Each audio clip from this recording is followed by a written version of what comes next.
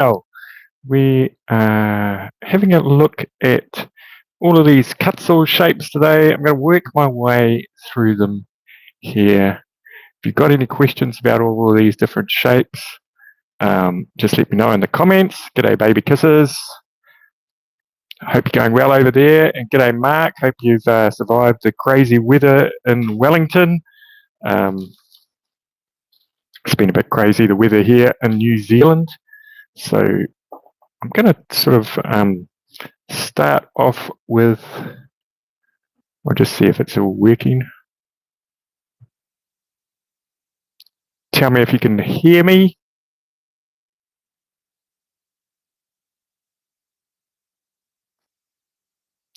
Hopefully you can hear me. Just let me know in the comments.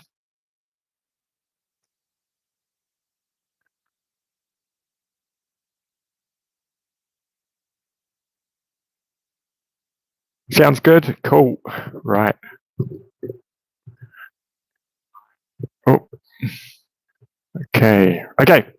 So we're going to get straight into this. So we're looking at these ones first. These are, they're called rotosaurs. Just try and get a little bit closer to everything. So it's hard to get close up on these. Oh, sorry about that. Okay, so this is the extreme one. You can really see the teeth happening there. And they're in lines. And one of the good things about this one, and I only discovered it quite a while ago, is it's actually good for putting in sort of details like on this hat. So you kind of just hold it and it sort of puts these kind of details in without having to do too much. And it kind of looks like a wool in the hat. Did the same on this fella as well. Yeah, I think I went sort of zigzag on that one a little bit. So what I'm going to do is I'm going to start carving the concave of the spoon with this one, just to show you. I think, well, to be honest, I kind of think this one is just really for concaves and, you know, that texturing as well. Yeah, it looks like stitching. Yeah, so it's really good for sort of like the concaves and that texturing. So I will show you both on the spoon. Now I have got the fine and the coarse here as well, which are silver and gold. So I've got three of them. Pretty much when I started carving, I kind of bought all the burrs, and I probably don't use them all, but you kind of see the ones I use the most on my YouTube channel.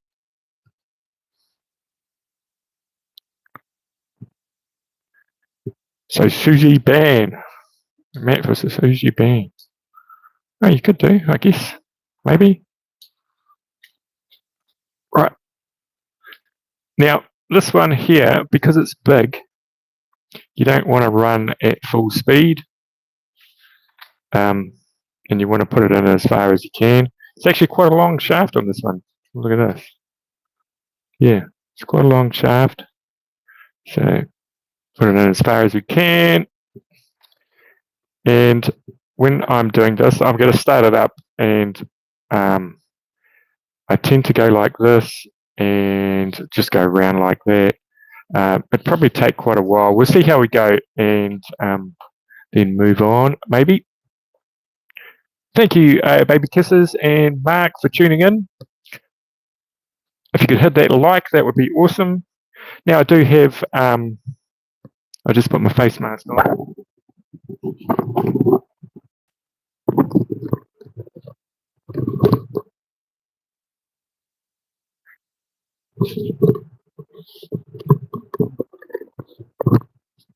Oh, g'day, John. How you going? Hope you're going well.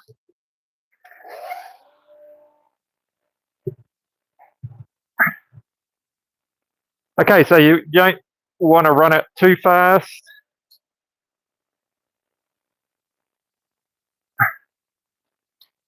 Sorting out a few things here. So I've got this battery powered one at the moment. So that's 15,000, 20,000, 25. I'd probably say 25 is probably a max. Just because of the circumference on it, it's quite big.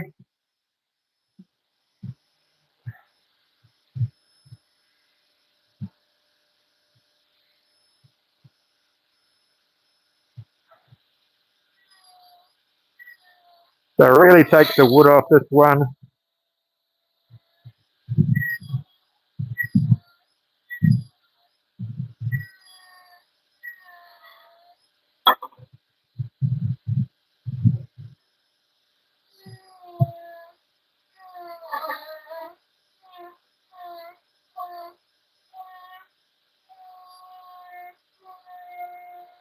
You can push it as well.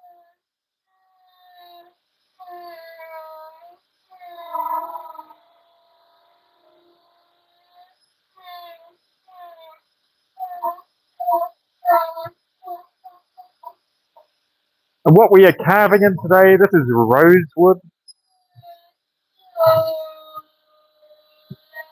which is considered to be a hardwood, but it's reasonably soft in the hardwoods.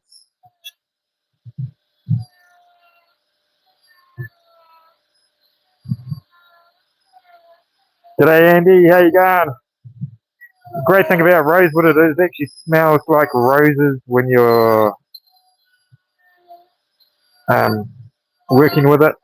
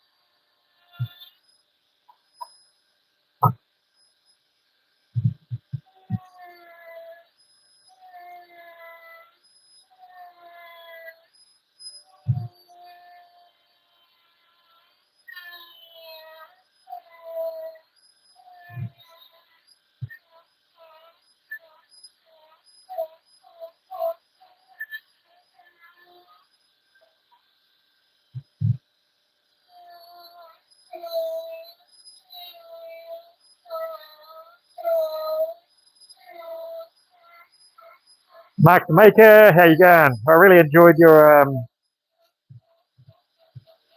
interview with Delaney the other day. That was pretty cool.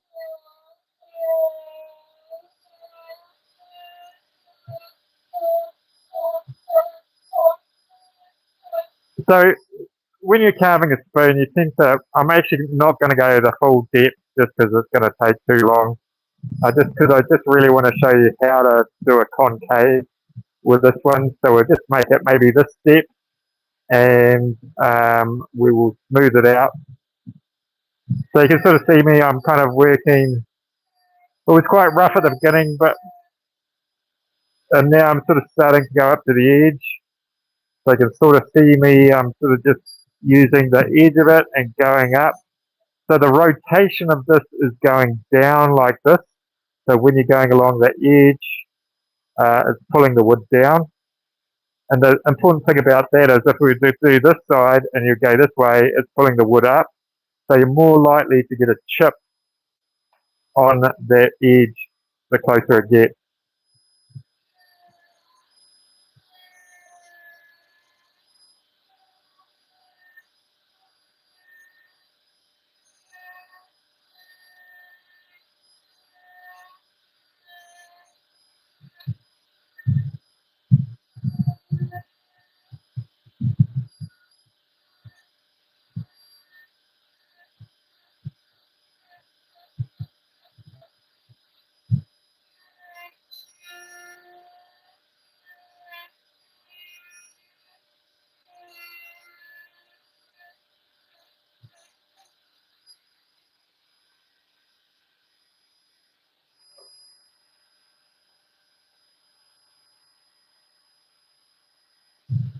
Yeah, this will take off a bit of skim, this one.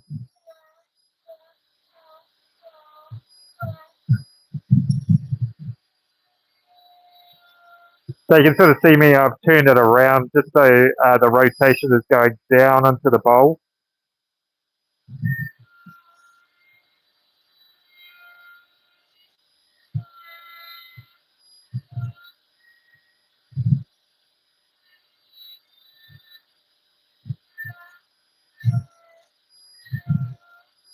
Honestly, it smells like roses. This is absolutely beautiful wood to carve. I have got the dust mask on, but you can sort of like just smell it through the dust mask.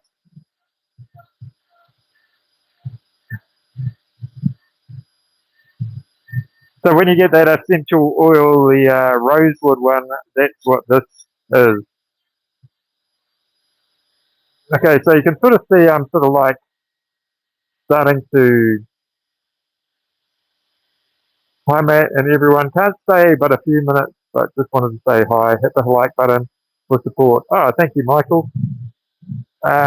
Yeah, so just sort of go around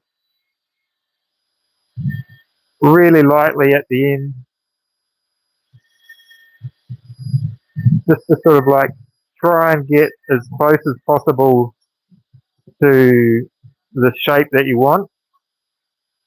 I always find too you want to keep this burr moving a lot because otherwise, like uh, that will happen. So if we keep it moving, you can sort of see it doesn't form those really strong grooves there, which sometimes you want, but not in a spoon like this.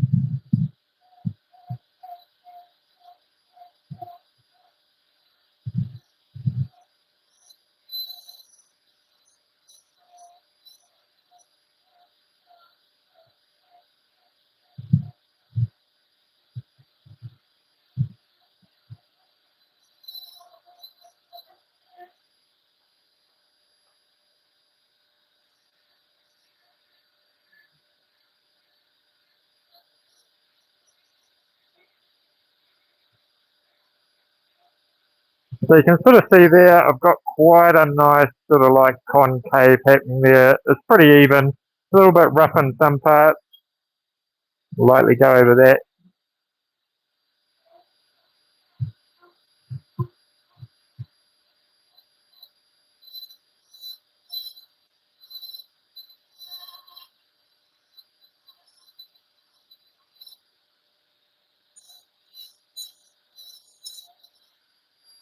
G'day, Grill and Rich.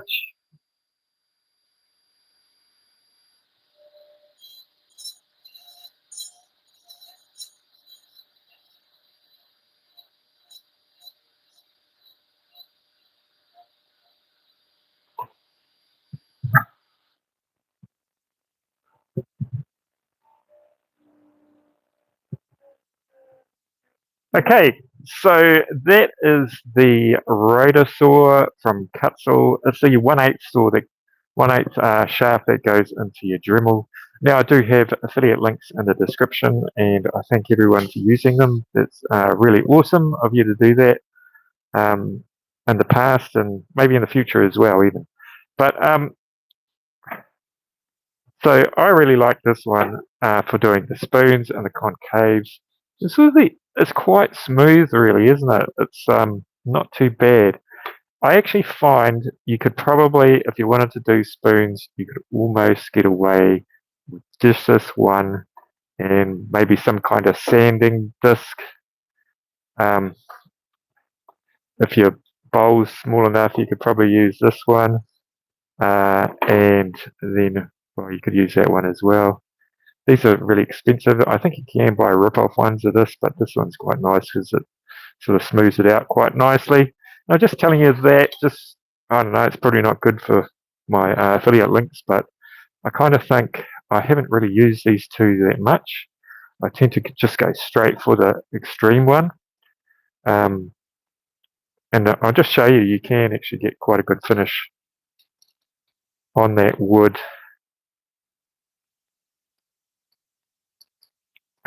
G'day Suzanne, how you going? Thank you for tuning in. Yeah, you can get quite a good finish. Try this one. Going straight from the extreme to, I've got to make sure I have turned this down.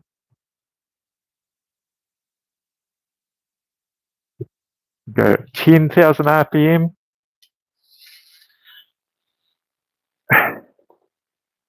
So you would just sort of like smooth it out with this.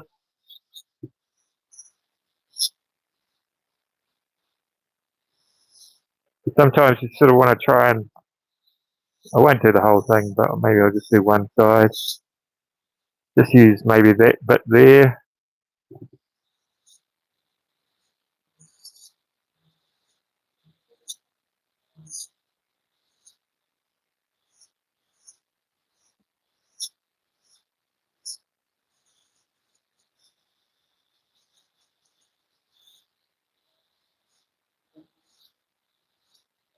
I think I've got like about an 80 grit on this.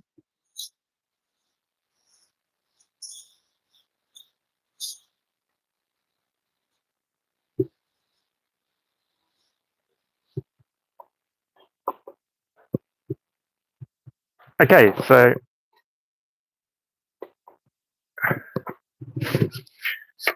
yeah, so that's you can sort of see there. It's pretty good now, isn't it? Like compared to that side there. These things are just awesome,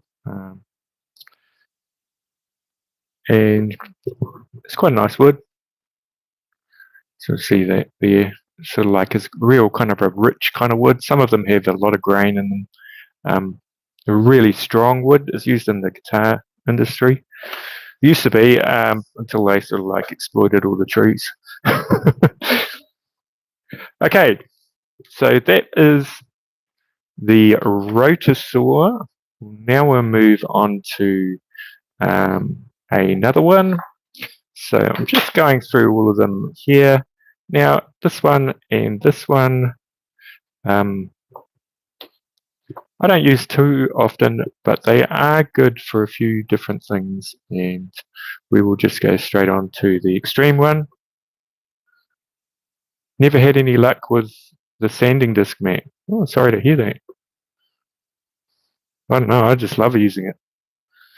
Have you got that one? What's the problem with it?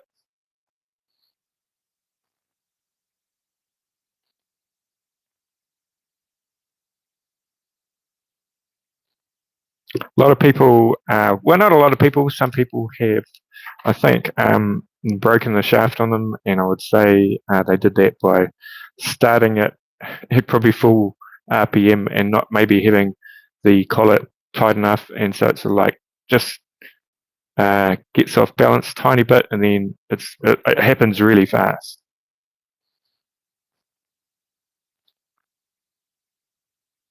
Sorry to hear that, Michael. My condolences. Okay, so this one is good for sort of like flat planes, but it's also good for sort of like taking off edges. But I would probably, you know, my default is always going to be like this for taking off the edges, but you got to move that really fast, otherwise you get sort of like concaves happening.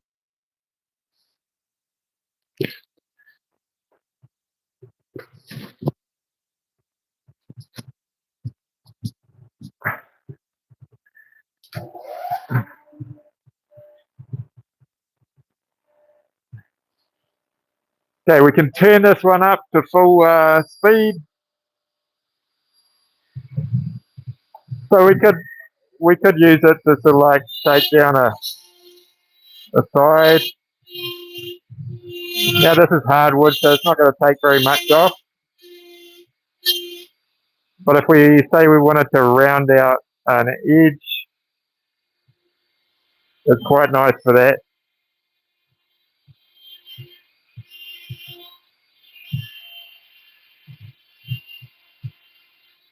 All these edges here.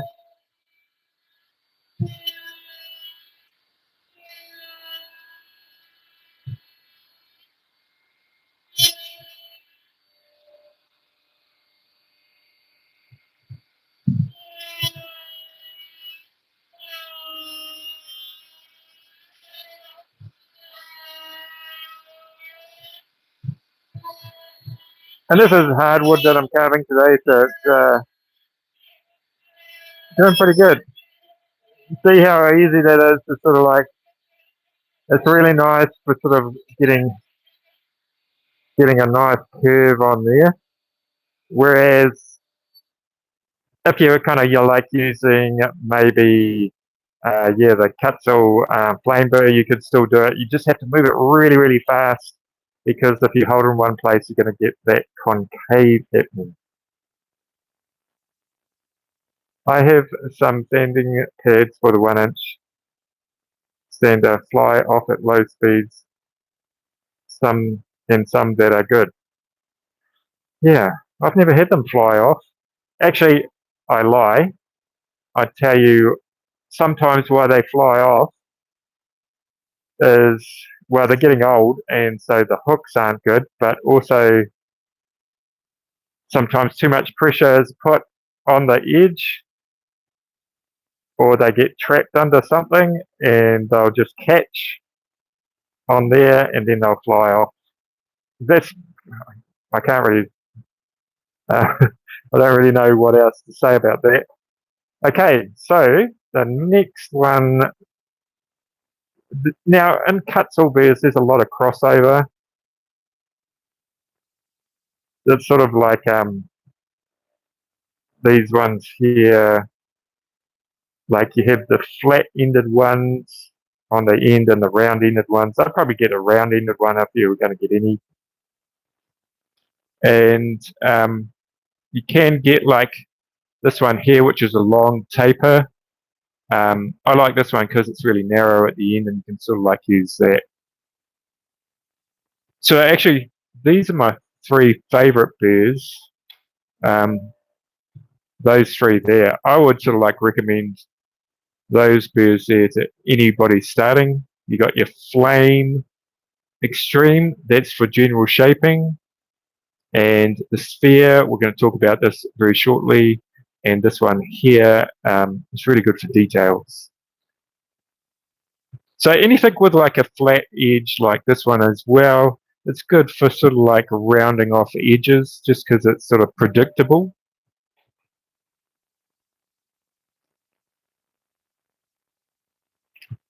See you, Michael.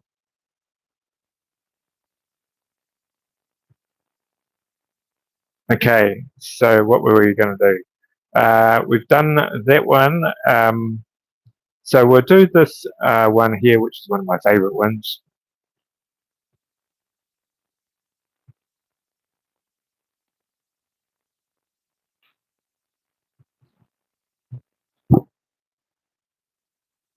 Okay, so you can use it for kind of like rounding off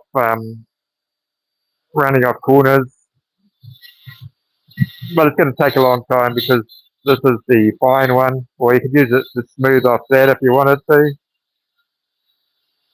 It's sort of quite a nice crossover between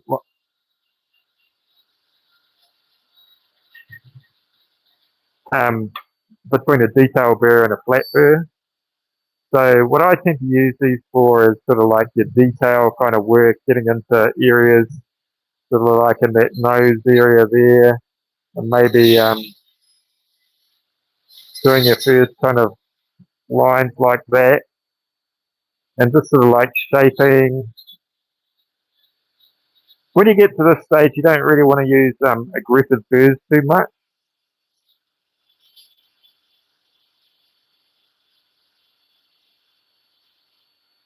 But it's really nice to sort of like yeah, just general shaping, just the end of it. You can get the little end in there right into the eye and bring it out like that. So this is a great burr. I recommend this burr for anybody getting into carving.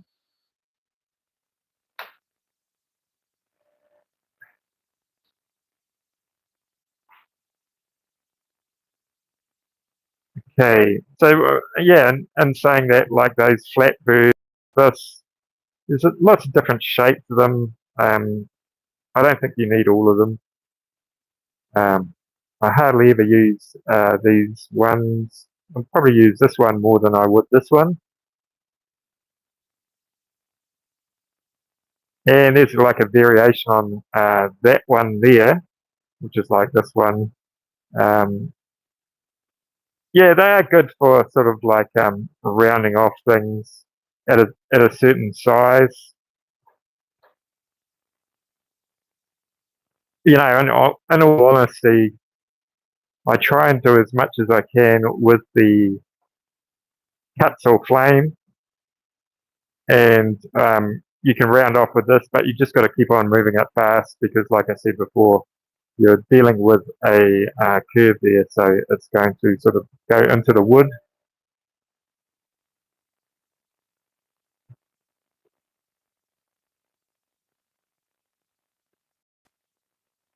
Use a CNC machine. Yeah, like if you're into CNC machines, you can do that.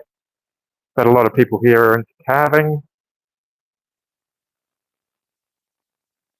You know, different strokes, different folks. Okay, so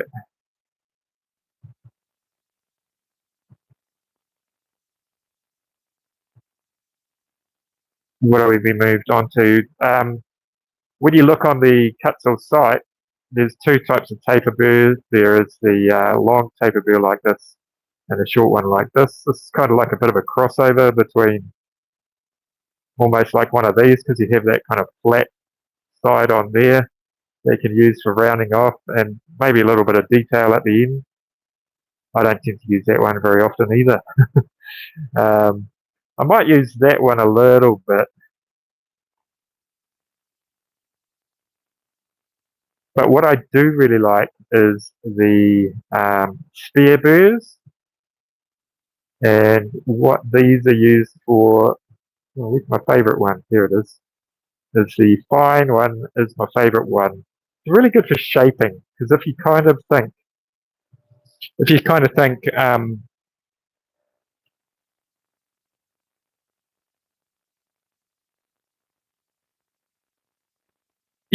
of think when you're hitting the side of the wood with like a burr that's all got different shapes on in different areas. So you've got a point there and then sort of like a curve there. So really good for sort of like getting the majority of the wood out and sort of go in with a point and all like that. But what I find is once you get to a certain stage, you kind of want to refine things. And the stair burr is really nice because you can sort of go down that side like that and just swap over and sort of the same shape as hitting the wood. Whereas if you're doing it like this with this one, you might be able to do it on this side. When it comes to this side, you're going to be hitting almost on that part unless you turn it upside down. But the problem with turning it upside down is then you get a different view of the person and you're trying to sort of like make the two eyes sort of very similar.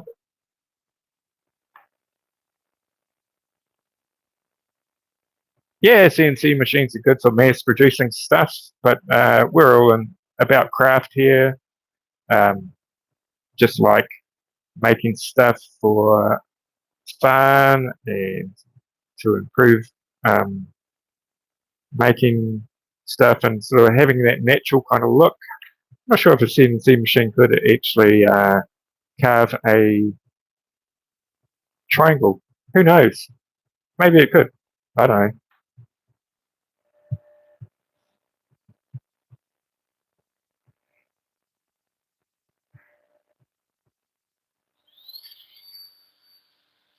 Okay, so I'll just show you with this burr here. So this is the fine one, which is my favourite. So you can sort of like go like that on that side, and then the same one sort of is going to be hitting that same side. Yeah, you can round off with these burrs as well. So you might have like the end of the nose like that. You just want to sort of like start rounding it out. There's so many different shaped burrs, and there's a lot of crossover between them. And I personally think the the three burrs, like that one, and the flame one, are the most different. Um, and and that's kind of like quite cool because you can sort of like if you threw that one in there, it's quite similar to this one. So, but anyway, and what I like about this little spare bird too, it's very good at sculptural kind of things, sort of like freeform kind of stuff. When you're sort of like just sort of like going like this. Well, I think my battery's run out. Oh, or I've blown it up, one or the other. Okay, swap it over.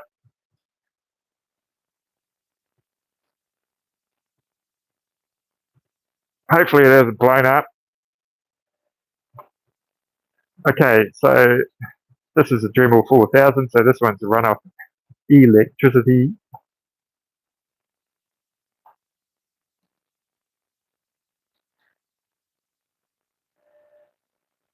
G'day Nina, how you going?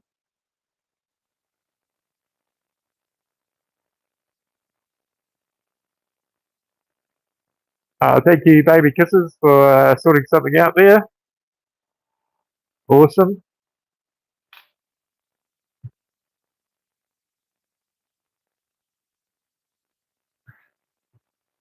Move you away a bit.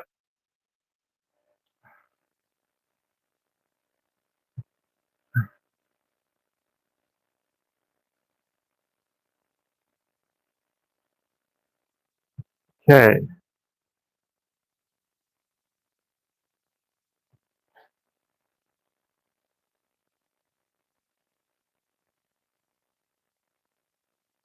And hello to the name I can't pronounce, but you just said hi at 10:34. Thank you for tuning in. Okay, so we are putting in the spare burr.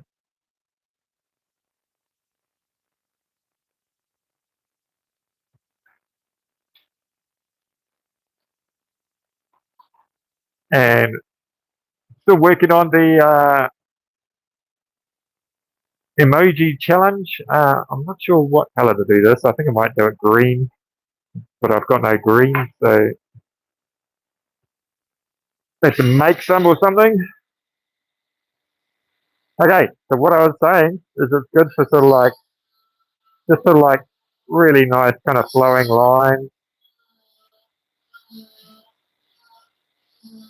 And you don't really have to think about where the burr is hitting, those kind of things. Now you can sort of like use it on the spoon, probably better with a bigger one.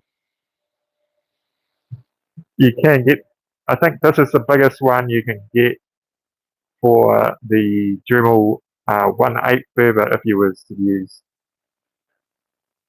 Yeah, the black looks quite cool, eh? I kind of thought because, you know, because the emojis, they don't have a background, I thought I'd make it black.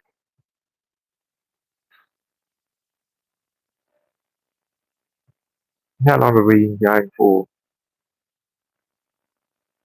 34 minutes. I'm going to start making these lives a little bit shorter. Um, and I'm just sort of like going to maybe try and cover a little bit more carving techniques. Yeah. So which one was that one? Okay, so the micro ball, that one there. How big is it? Um, oh, this. work it out for you, baby kisses. So it is 7.6 millimeters or 0.3 of an inch. Well, let's see if it's got fractions. 19/64. Whereas that bigger one, oh, where'd it go? That one there is 29/64 or 11 millimeters or 0.45 of an inch. Yeah, but the cool thing is they have brought out those, well, everybody knows this, but, well, most people do anyway, they follow the channel, is that one there is the old one, and this is the detail one here. So this is even smaller. So that's 0.17 of an inch. And that one's the one that comes in the 4-piece detail kit. Awesome kit, love it. I love that one in there and that one. Haven't actually used the flame too much. Use that a bit more than the flame. Okay, I do occasionally get asked about this one. And, you know, I hardly ever use it, to be honest. It's kind of inverted taper or maybe a dovetail kind of burr. I think it's maybe good for putting in sort of like, I guess, straight trenches or something like that. So you might want to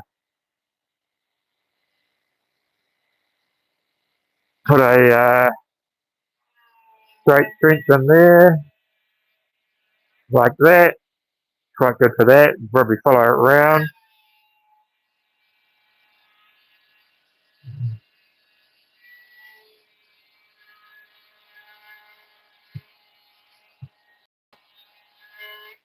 Sort of like that. Now the thing is, like when you're doing straight things, it's best to have sort of like a big kind of circumference here, which this has got. Whereas, say, if you were trying to do it with this one, it's more, it's narrower and it's going to be more prone to actually moving about a little bit. But that's my theory anyway.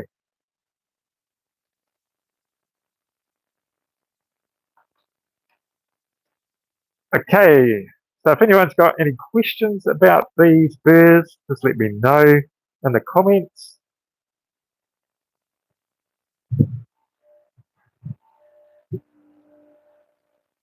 Oh.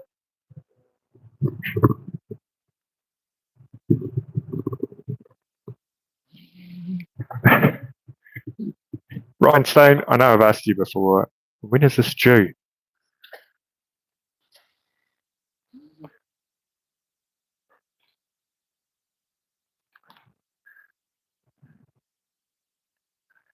And I did a video in the week. It didn't have too many views, but I think it was quite a good one.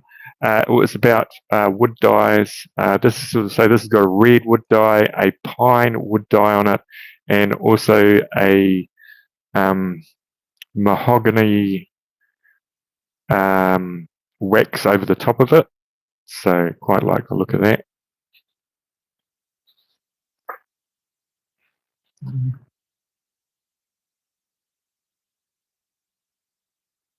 You need it for the flat surfaces.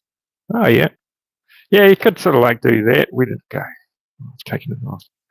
See my house have this problem? You sort of like put something down and it just disappears. Oh, there it is.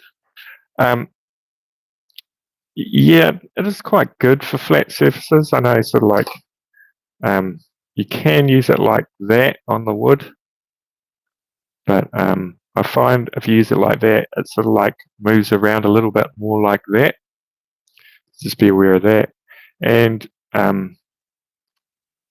if you're going to be doing flat surfaces, you've got to have sort of like that on an angle, like that. But yeah, I personally would use it probably mostly sort of putting in a nice straight line or a nice kind of curved line. Say if you were like I've done here on the spoon, if I wanted to start putting in a curved line down there, I will just sort of use that, and I'd probably I try and move the spoon as well and try and hold my hand against the wood, and so you start to get nice straight lines then, or curved lines, or whatever you're after.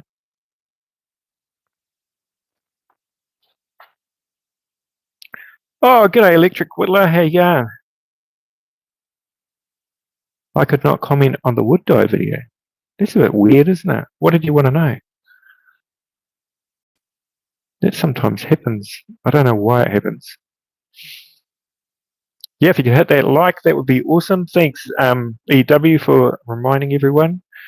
Who else have we got in here? Ryan Stone. Oh, thank you. 1965. Yeah, turned out really well, that maple leaf. I think I've carved one before, actually, a long time ago. I did do something else as well, didn't I? I did a flower. I don't know where the flower's gone. Oh, there it is. So I did this flower as well. So you can sort of see you probably need a few more coats, but I used a lacquer on there, and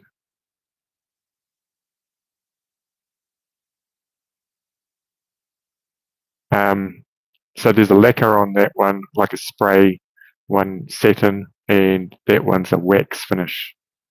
So yeah. So let me know in the week or on the comments of the video anything else you want to see on a live, and I will probably try. I'm going to try and do this time every week. We will see how we go, and I'm going to keep it shorter than everybody else's lives probably, just because we've got quite a lot on at the moment, and I kind of think you'll probably get bored me trying to talk about burs for 2 hours. So thank you everybody for tuning in, and we will see you in the week or on the next live. Yeah, thank you everybody. Okay, see you everybody. I'm just going to work out how to finish this.